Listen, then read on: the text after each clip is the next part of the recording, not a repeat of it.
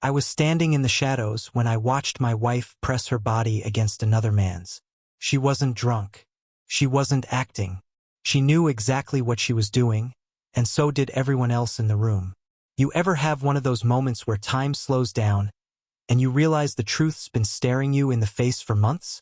That was me, standing in the corner of a hotel ballroom at my wife's company banquet, watching her dance like I wasn't even in the same universe. Amanda was swaying with Brad, her boss. He's a tall, athletic type, the kind of guy who walks into a room and sucks all the oxygen out of it. Amanda looked different with him, not nervous or shy, comfortable, eager, like she was right where she wanted to be. They weren't just dancing. They were together, bodies close, eyes locked. He had that hand placement that's only okay when it's your partner. But I wasn't imagining things. People saw it. People were watching me watch them. I heard whispers. I saw eyes dart away when I looked around. One of her coworkers gave me that fake smile people wear when they know something awful but don't want to be the one to say it. It was humiliating. But I didn't move. I just stood there, glass in hand, absorbing every second of it like it might burn the truth into my brain. This wasn't our first time at this annual banquet. Everyone there knew Amanda was my wife. 11 years married. One daughter. A shared life built from the ground up. But now, it was like she'd been switched out for someone else. Someone who didn't care that I was 3 feet away while she looked at another man like he was her future. After a few songs, they left the dance floor together and rejoined their table. I watched Amanda glance at Brad with those wide, dreamy eyes. Eyes that used to be mine. I hadn't seen that look in years. I didn't go over immediately. I needed a minute to collect myself, so I headed over to the bar, trying to play it cool. That's where I ran into Trish, an old work friend of Amanda's. She was tipsy, just enough to be chatty without thinking too hard about what she was saying. "You having fun?" I asked. "Always. Harold loves the free drinks." She giggled. I nodded. "Yeah, me too. Hey, haven't seen Jason's wife around. She all right?" That was the bait. I hoped I was casual enough. "Oh, didn't Amanda tell you?" Trish asked, lowering her voice like it was juicy gossip. "Jason served her divorce papers today. Said she wasn't doing her wifely duties." She actually laughed. I didn't. Amanda hadn't mentioned a word. We'd taken the entire afternoon off to get ready for the event. She had plenty of time. But apparently, telling me about her coworker's collapsing marriage wasn't worth it. I made a mental note. I grabbed another drink for myself, Captain and Diet, and a glass of white wine for Amanda. Walked across the ballroom to where she and Brad were standing, deep in conversation. Neither of them noticed me coming. Too locked in their own little world. "Amanda," I said, handing her the wine. "Figured you could use a refill." She jumped. "Oh, you scared me," she said, forcing a smile. "Thanks, honey." Everyone standing around us suddenly got real interested in their shoes or the centerpiece on the table. Brad nodded at me, barely acknowledging me. The tension was thick. I could feel it in my spine. A young guy nearby, mid-20s, cocky, smirked as he watched me, like I was the idiot who hadn't figured it out yet. Our eyes met. I held my stare. His smile vanished, and he quickly looked away. By 1 in the morning, the place was thinning out. Guests heading home. But Amanda, she still wasn't ready to say goodbye to Brad. "We should head home," I said quietly. "Babysitter's waiting." We promised her we'd be home before 2. Amanda sighed, but nodded. "Yeah, all right. See you Monday," she told Brad with a too-sweet smile. I shook Brad's hand. Firm grip. He was 3 inches taller than me, and he wanted to show off. I squeezed back harder. Just a little. He looked surprised. "Good to see you, Brad," I said, locking eyes with him. He let go. On the drive home, Amanda was quiet, smiling to herself like she had a secret. I didn't say a word. When we got back, she went straight upstairs to check on our daughter, Emily. I paid the babysitter and got ready for bed. Amanda was already asleep when I walked past the master bedroom. I didn't bother going in. I went to the guest room, lay on the bed, stared at the ceiling, and waited for morning. I bent over backward trying to fix what was already broken. She didn't just ignore my efforts. She treated them like garbage. Literally. It's weird how fast love can feel like a one-way street.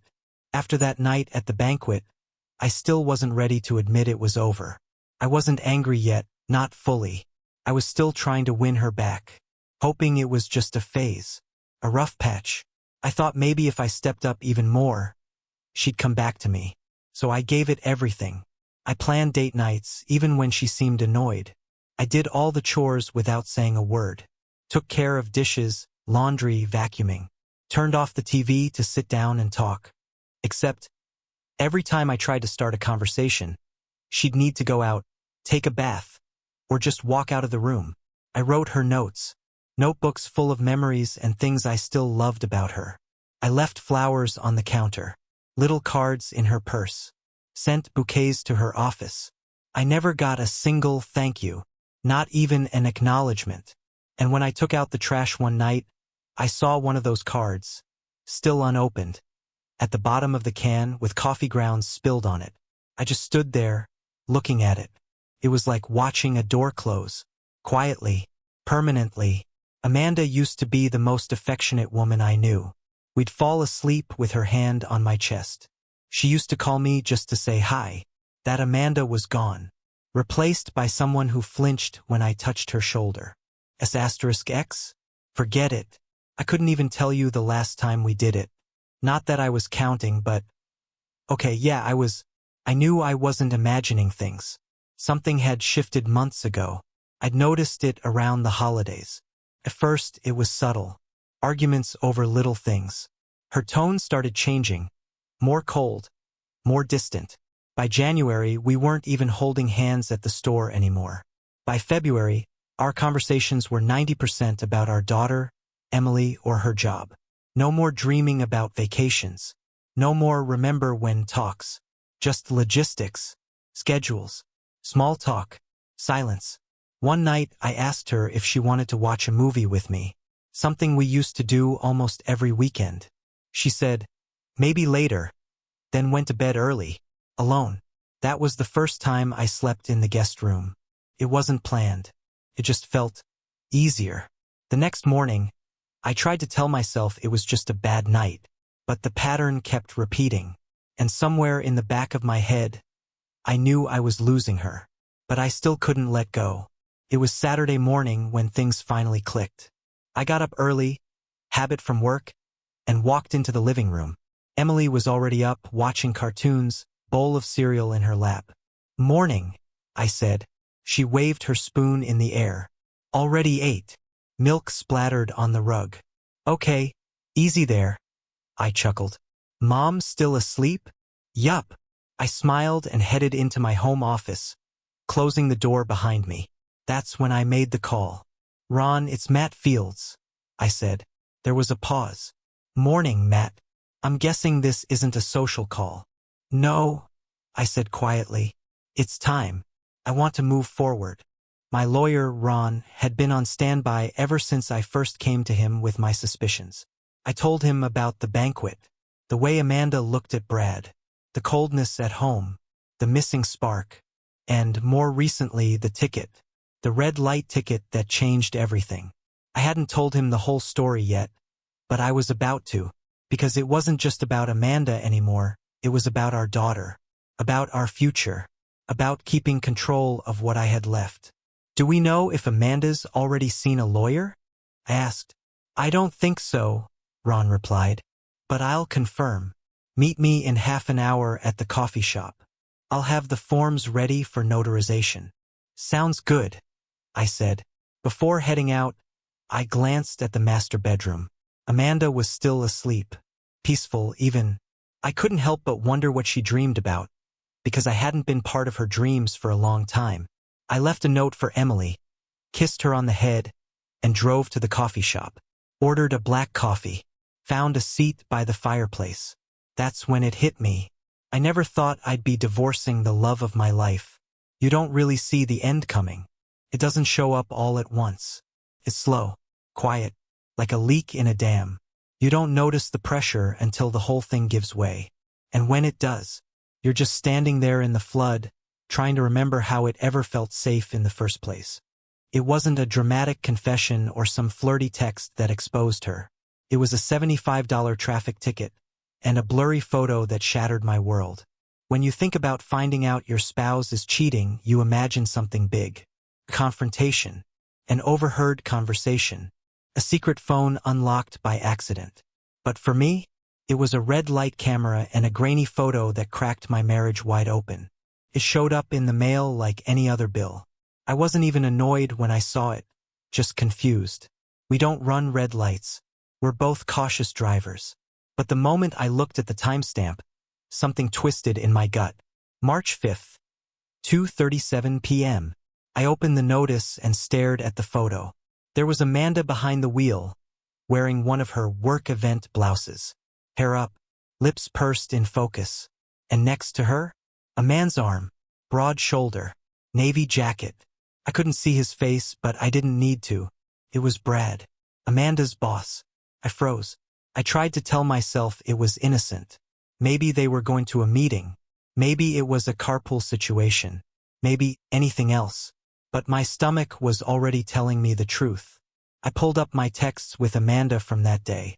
Nothing seemed off on the surface. She'd messaged, "Hey, I'm swinging by Mary's to grab those clothes for Emily. Shouldn't be long." Mary's daughter is a couple years older than ours, and they'd handed down clothes before. So at the time, it made sense. But now I was staring at the traffic ticket, and the location didn't line up. I checked the intersection on Google Maps. Completely opposite side of town from Mary's. That's when it started unraveling. Not just that moment, but everything since November. The holidays had been tense. Our arguments had grown sharper, colder. I blamed work stress, bad sleep, parenting exhaustion. But the signs were there. I just didn't want to see them. By New Year's, Amanda had stopped holding my hand in public. She started brushing off physical touch. Conversations became surface level. No more deep talks. No more dreaming together. Just logistics and silence. Our relationship used to be a partnership. A real one. We built everything together, from our starter apartment to our forever home. We worked side by side for over a decade. Amanda knew I had a trust fund. Money that had been passed down through generations, carefully managed. She also knew we didn't need it to live well, because we both worked hard and lived modestly. I protected that trust with a prenup. Standard stuff. What's mine stays mine, what's hers stays hers. We even updated it every few years. Kept everything clean and fair. If we ever divorced, the trust would be untouched, and Emily's future would be secure. It had always been just a worst-case plan. Until now. Because now, the worst case wasn't hypothetical. I sat at my desk going back through messages, emails, old notes. I wasn't looking for drama. I was looking for clarity. I needed to understand when I lost her, or if I ever really had her at all. Ron, my lawyer, had told me months ago that if I ever felt the need, he'd refer me to someone outside the usual channels, a private investigator who didn't ask many questions. I wasn't ready for that step yet, but I was close. That night, Amanda was in the kitchen when I brought it up casually. "You said you went to Mary's on the 5th? I asked, rinsing off a plate. "Yeah, why?" "Oh, just wondering. I was thinking about how far the drive was. Because I saw something interesting on the mail from the DMV. She didn't look up. I think I ran a red light that day. It was stupid. I was in a rush." Were you alone?" She paused. "Yeah, I think so." Lied. Instantly. I didn't push it. She turned around and gave me a weird look, like she was trying to gauge whether I knew something. I dried my hands and smiled. That's when I knew I had to find out the full truth, because I couldn't keep living in half-light. I didn't want to be paranoid. I didn't want to be controlling. But I also wasn't going to sit back and watch my life fall apart while pretending nothing was happening. Amanda had stopped choosing me a long time ago. I was just the last one to figure it out. My lawyer said hiring this guy might feel like getting in bed with the devil, but I wasn't looking for mercy. I was looking for answers. By the time I called Ron again, I had made peace with something. The woman I loved no longer existed, and I needed proof, not for revenge, Not even for court. I needed it for closure. I don't want to wait anymore, I told Ron. I need someone who can find out what's really going on. Well, he said, pausing, there's a guy. We call him the scoundrel. Larry. He's not polished, but he gets results. I raised an eyebrow. Why that nickname? He used to be a cop. Got bounced for questionable tactics. He's a little too comfortable working in legal gray areas. But he's fast, discreet, and effective. If your wife's hiding something, he'll find it. I sat with that for a moment. My gut said I was crossing a line, but my heart was already shattered. At this point, I had nothing left to protect, except my daughter. All right, I said. Bring him in. 36 hours later, I was sitting across from Larry in a coffee shop booth.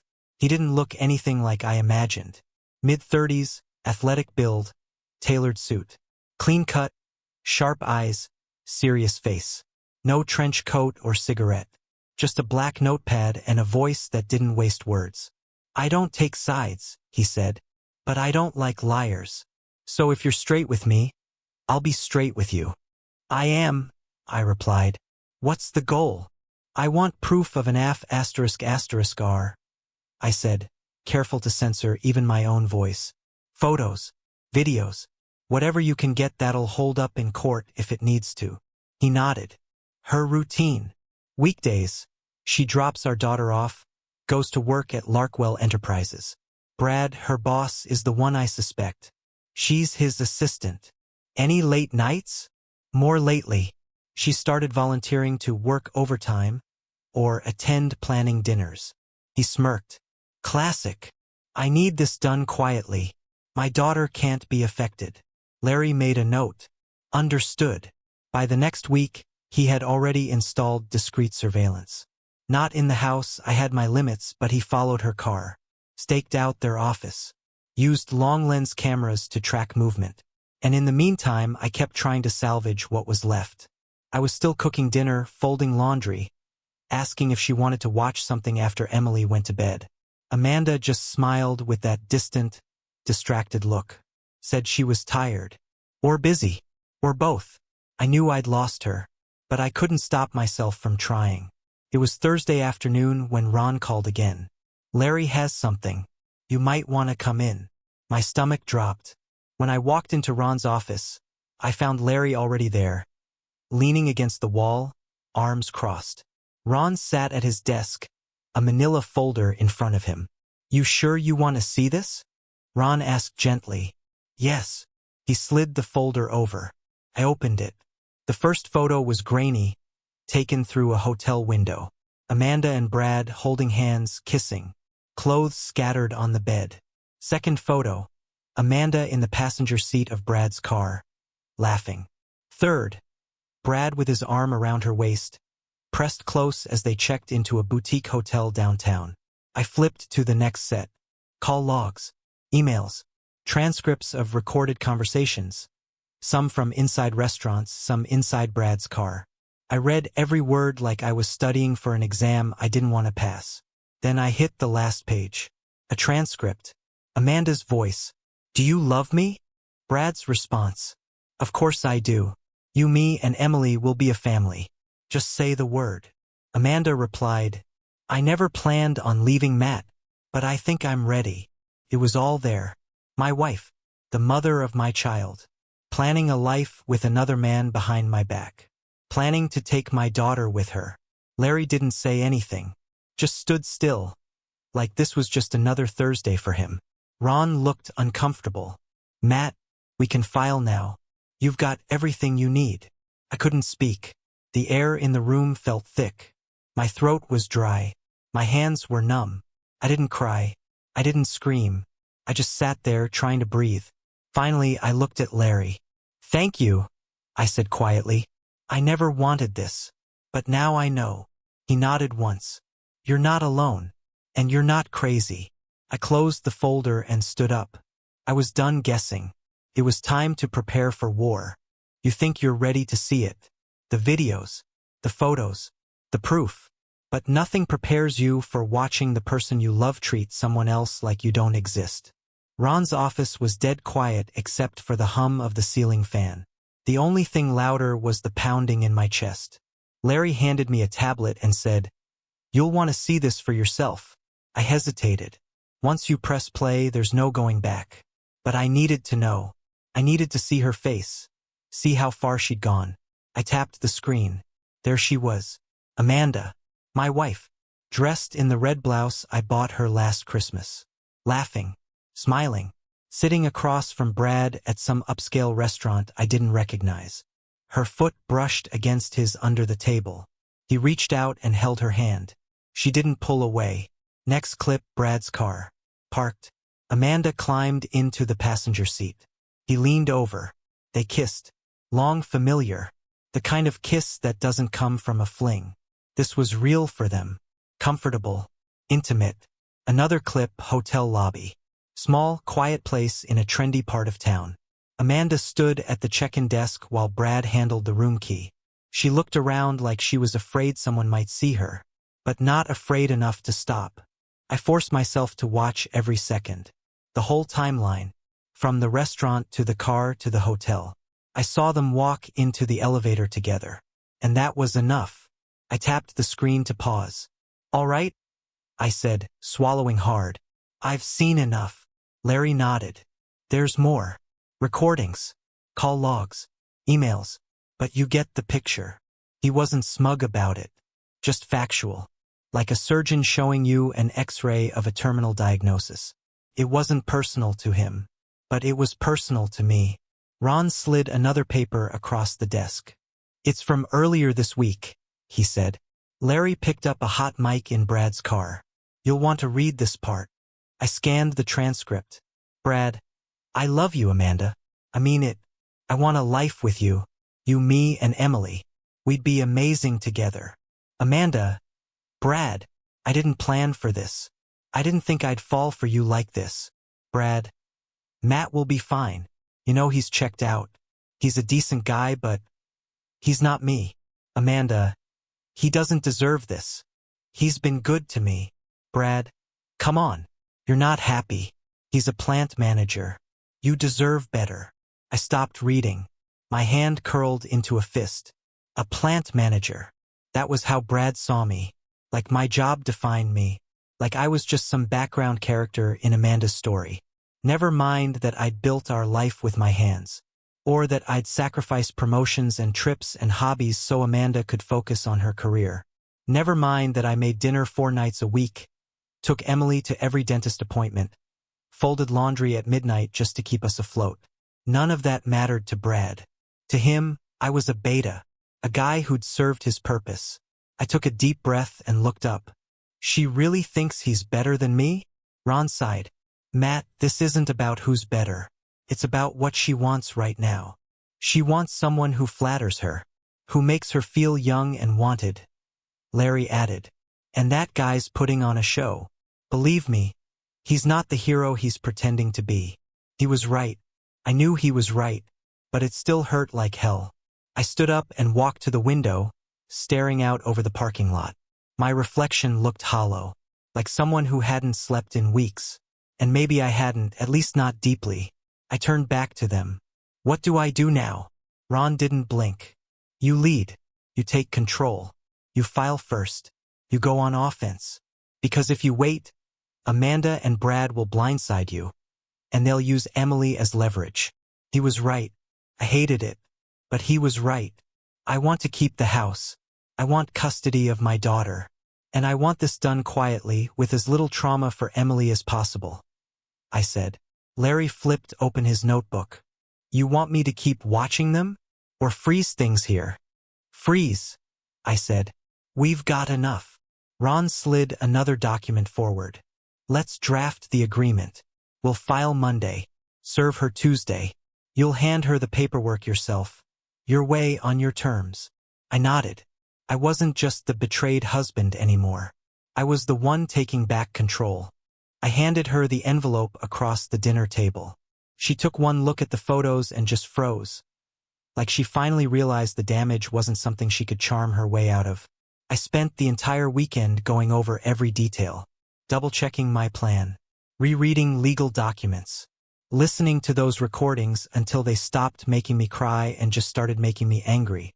By Monday morning, I was calm. Too calm, maybe. The kind of calm you get before a storm. Right when you know it's coming, and all you can do is brace for impact. I called my aunt and arranged for her to pick up Emily after school and keep her overnight. Told her Amanda and I needed to talk about some important family stuff. She didn't ask questions. Just said, "Of course, sweetheart," and promised Emily could play with the dogs and stay up a little late. At 5:15 p.m., Amanda walked through the front door like nothing was wrong. She changed out of her work clothes, came down in joggers and a hoodie, and smiled when she saw I had dinner on the table. "Smells good," she said, kissing me on the cheek. "What's the occasion?" "Just wanted to catch up. You've seemed kind of distracted lately," I replied casually. She didn't catch the tone. Or maybe she did, but ignored it. I poured us both a glass of wine, and we sat down. Talked about Emily's science project. The weather. How work was really demanding lately. She was trying so hard to keep things normal. It almost made me sad. But it was time. We cleared our plates. I reached under the table, pulled out a manila envelope, and placed it in front of her. "What's this?" she asked, still holding her wine. "I know," I said. "About Brad. About the meetings. The hotel rooms. The plan." She froze. Her hand tightened around the glass. "What are you talking about?" I didn't blink. "I've known for months. I've seen the photos. Heard the recordings. Read the emails." She didn't speak. Just stared at the envelope like it might explode. "You're meeting with a lawyer next week, right? Same one Brad used to file on his wife. I know you two have been planning to leave us and take Emily." Still nothing. So I slid the photos out. Top one was of her and Brad kissing in his car. She reached for the photo with trembling fingers. Flipped to the next one of them checking into the hotel. Then she put the stack down and covered her mouth. I didn't mean for this to happen," she said, voice breaking. "Matt, I'm so sorry." I believed her. In that moment, I really did. "I loved you," I said. "Still do, honestly. But this isn't a marriage anymore. It's a performance. And I'm tired of acting." Tears welled up in her eyes. She reached for my hand, but I pulled it back. I handed her the divorce proposal. "I filed already. It's fair. You get half of everything we built. You keep your retirement accounts. I'm even giving you 200 grand from my trust to help you start over." She blinked. "You don't have to do that." "No," I said. "I don't. But I'm doing it anyway. Because I don't want to destroy you. I just want to move on." She looked at the paperwork in silence. Her hands were shaking. "And Emily?" she asked finally. "I'm asking for full custody. You'll have visitation. Lots of it. But she stays here. With me. I'm not letting Brad anywhere near my daughter." Her face went pale. "You think I'd let him hurt her? I think he's already helped you lie, sneak around, and betray your family. That's enough." She lowered her eyes. Quiet again. I stood up, took my glass to the sink. "You can stay in the house for a week. After that, I'd like you to move out. I'll explain things to Emily. With you if you're able. If not, I'll handle it alone." Amanda was still at the table when I left the room. I could hear her crying behind me, but I didn't turn around, because I was done begging for her love. And now I had a daughter to protect. I thought the worst had already happened, but that was before the front door shattered, and Brad came through it with a bat, screaming he was going to take my daughter. Tuesday morning started off quiet. Amanda accepted the divorce paperwork at 9 a.m. on the dot. She didn't say much, just opened the door, signed for the delivery, and closed it behind her. No screaming, no tears, just cold silence. An hour later, she left without saying where she was going. I figured it was to meet Brad, or her lawyer, or maybe just to sit somewhere and cry. I didn't care. I was focused on Emily. I had arranged for her to stay with my aunt one more night so Amanda and I could talk things through and, ideally, break the news together. I still wanted Amanda to be part of that moment. For Emily's sake, not hers. Around noon, Ron called. "Matt, heads up. Brad and Amanda's company just got served. Brad was fired on the spot. I nodded. Figured that was coming. And also, Ron hesitated. Shannon, Brad's soon-to-be ex, hit him with a countersuit. She's going for everything, including custody. Good, I said flatly, but deep down, I knew this would push Brad over the edge. The guy was cocky, smug, full of himself, but he wasn't built for losing. And now, all in one day, he'd lost his job, his marriage, his image, and Amanda wasn't exactly walking away with a win either. By late afternoon, I was on the couch watching the news when I heard it, the crunch of tires in my driveway. I looked out the window. Black BMW. My stomach dropped. Brad. He flung the door open and stepped out holding a baseball bat. The same kind he used to keep mounted in his office as a trophy. Now it looked a lot less decorative. I moved fast. The front door was locked, but that wasn't going to stop him. I grabbed my phone and called 911. "This is Matt Fields," I said, voice steady. "There's a man in my driveway with a weapon. He's my wife's boyfriend, and he's trying to break in." Dispatch confirmed officers were on their way, but they weren't fast enough. A second car screeched into the driveway behind him. "Amanda." I could hear her yelling from the car. "Brad, stop. Don't do this." But he wasn't listening. I had already moved back to the armchair in the living room, where I kept my personal safe underneath. I opened it, pulled out my .45, cocked and locked, and placed it beside me just in case. Then the crash came. He broke the door down with the bat and charged inside.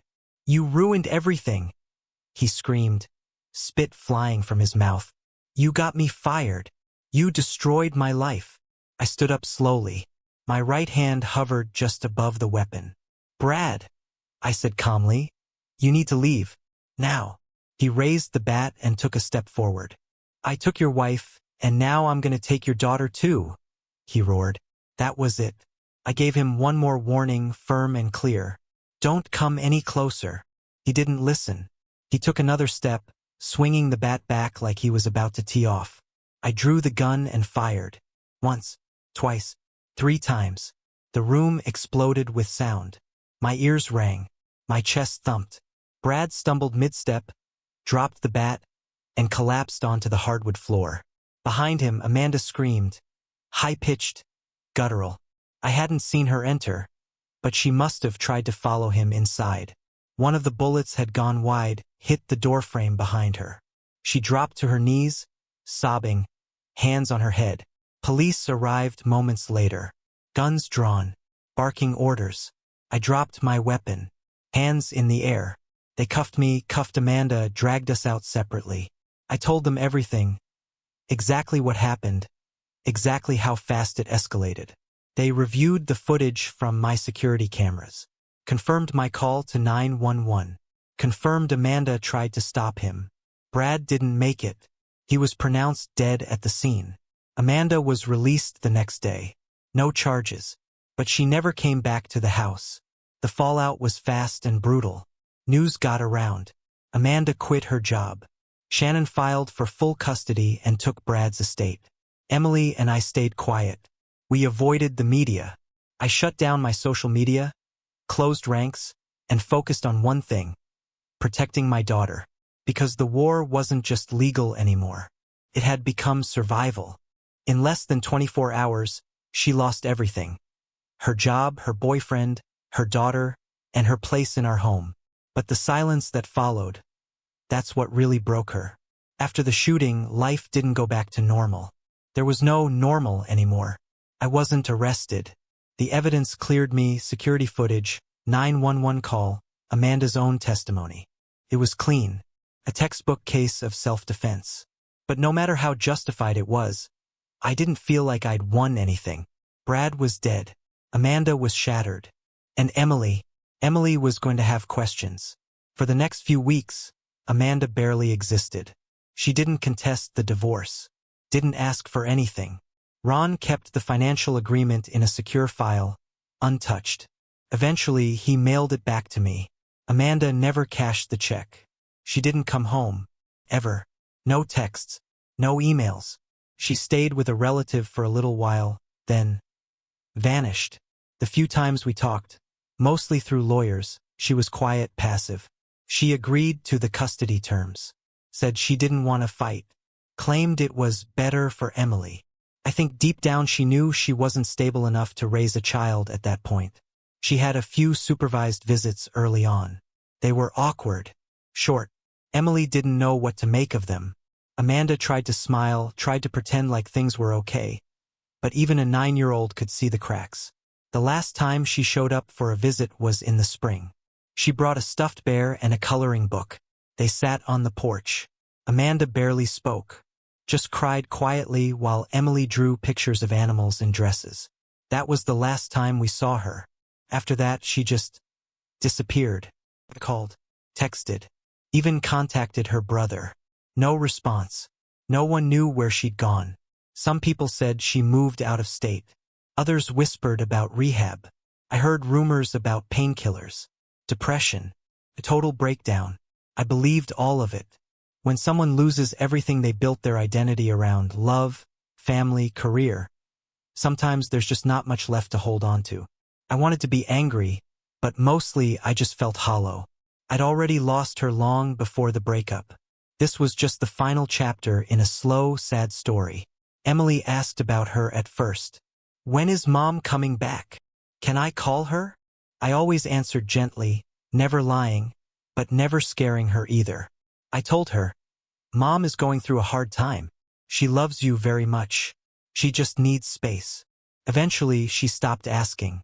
We sold the house. Too many memories in those walls. I found a smaller place still in the same school district. Close to my aunt. Close to Emily's friends. We started over. I got us both into counseling. I stayed for 6 months, then phased out. But Emily stuck with it. She needed more help working through everything. Especially the idea that her mom didn't say goodbye. That kind of wound doesn't heal quickly. It was 3 years before I even thought about dating again. And even then, I moved slow. Real slow. Then I met Jo. She wasn't flashy. She didn't try too hard. She was kind, real, and patient with both me and Emily. She didn't push to become a stepmom. She just showed up. Consistently. Thoughtfully. After 2 years of slow dating, we got married. Jo never tried to replace Amanda. She became a part of our lives in a different way, gentle, grounding. She gave Emily structure and love without overstepping. And she gave me peace I hadn't known in years. We never had more kids. Not because we couldn't, but because we felt like our little trio was enough. We had stability, safety, quiet, but there were always shadows. Graduations, birthdays, first dates.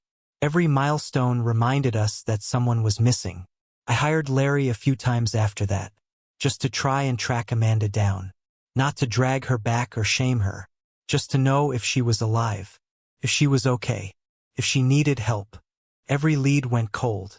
Eventually, Larry told me the hard truth. She might not be out there anymore, Matt. I nodded. I had already started to believe that myself. And so life moved on, as it always does. But I never stopped wondering how different it all could have been. If she'd just told me the truth. If she'd just asked for help instead of hiding behind another man. If she just remembered who we were before it all fell apart. You never really move on from something like this. You just pick up what's left, carry it with you, and try not to let it poison everything that comes after. After Amanda disappeared, the silence in the house became its own kind of grief. Not the kind you cry over. The kind that just hangs in the air. Constant. Heavy. I didn't play music for a while. Didn't turn on the TV unless Emily was in the room. There was something about noise that made the emptiness feel even louder. But little by little, we started putting life back together. Emily was tougher than she had any right to be. She still had her bad days, school meltdowns, crying fits when something random reminded her of Amanda. But she kept going. We did our best to stay honest without overwhelming her. We saw the counselor regularly. At first, Emily didn't want to talk. She'd sit there, arms crossed, just nodding or shrugging. But eventually, the walls started to come down. She told the counselor, I think my mom left because she didn't love me enough. That wrecked me, but the therapist helped her reshape that thought. helped her understand addiction, loss, and abandonment in ways I couldn't explain. For my part, I just tried to be solid, reliable, present. Mornings were breakfast and cartoons. Evenings were homework and bedtime stories. Weekends were dog parks and pancake breakfasts. I poured every ounce of my energy into being a good dad. Not because I wanted to replace Amanda, but because Emily deserved a version of love that didn't come with conditions. We sold the old house 6 months after the shooting. The market was hot, and frankly, I couldn't stand walking past the front door without picturing Brad's face. I used the money to buy a smaller house, 3 bedrooms, big yard, close to Emily's school and my aunt's farm. It wasn't flashy, but it was ours. Took 3 years before I let myself think about dating again. First, I told myself I wasn't ready. Then I told myself Emily wasn't ready. Eventually, I realized I was just scared. I didn't want to get hurt again. Didn't want to open the door to someone who might betray me the way Amanda had. But then came Jo. She wasn't anything like Amanda. Not in looks, not in personality. Jo was steady, patient, a little quiet at first. But she had this calmness about her. Like nothing could shake her. We met through mutual friends. Ran into each other a few times at small gatherings. She asked me about Emily not in a polite way but in a curious, thoughtful way. Like she actually cared. We started slow. Coffee dates. Walks through the park. Phone calls late at night after Emily was asleep. It was the opposite of the whirlwind romance I'd once had with Amanda. And honestly, that was exactly what I needed. Jo met Emily 6 months in. Didn't try to impress her with gifts or force closeness. She just showed up. Helped with homework, watched her soccer games, asked her questions and actually listened to the answers. That's what won Emily over. And eventually, me too. We got married about 1.5 years after that.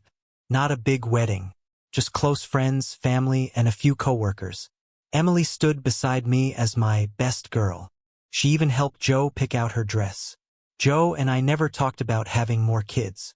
Not because we couldn't, but because our family already felt complete. We were 3 people rebuilding something stronger than before. Emily still carried scars. We all did. You can't live through betrayal, violence, and abandonment without collecting some.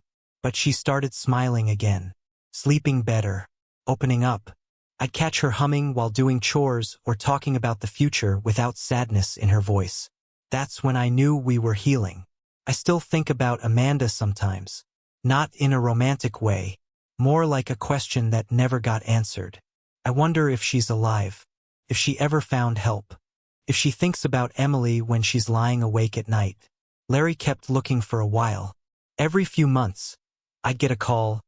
We got a lead, but it always led nowhere. Eventually, I told him to stop. If she wants to be found, I said, she knows where we are. Until then, we had a life to live. And we weren't going to waste it waiting for someone who walked away. I lost my wife, almost lost my mind. But what I held on to, what I fought for, was who I wanted to be when the storm passed. Some people think when a marriage ends, it's because 2 people grow apart.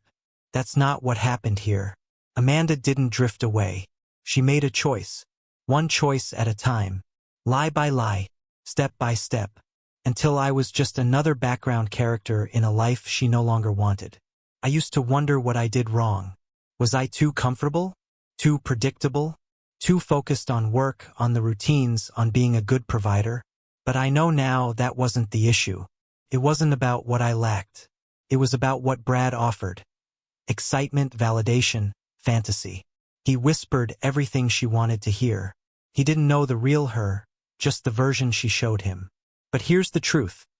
Anyone can love you when things are easy. Real love is showing up on the bad days, too. Real love sticks, works, grows through boredom and burnout and bills and stretch marks and arguments over groceries. Brad never had to do any of that. He just showed up in a nice shirt with a few compliments and a plan. But I was the one who stayed. I was the one who loved her even when she pulled away. Even when she forgot who we were. Even when she was already gone in every way but legally. And I don't say that to sound like a martyr. I say that because I'm proud of who I became through all this. I became a better man after the fall. Not in spite of it. Because of it. I raised a daughter who knows what loyalty looks like. What responsibility looks like. What it means to protect someone you love. Even when it's hard. I learned to set boundaries. To say no when I needed to. To stop trying to fix people who don't want to be fixed. I stopped begging for love. I stopped chasing people who were walking away. And I learned how to stand still long enough to let the right ones find me. Jo never asked me to be anyone else. She never compared me to anyone. She just loved me for who I was, and that was enough. We don't pretend we're perfect. We've both got scars, but we wear them honestly. And maybe that's the point of surviving betrayal. Not to be untouched by it, but to stop letting it define you. I'll never forget Amanda. Not because I still love her, but because her absence shaped the rest of my life. Every quiet dinner with Emily. Every tough conversation. Every bedtime story.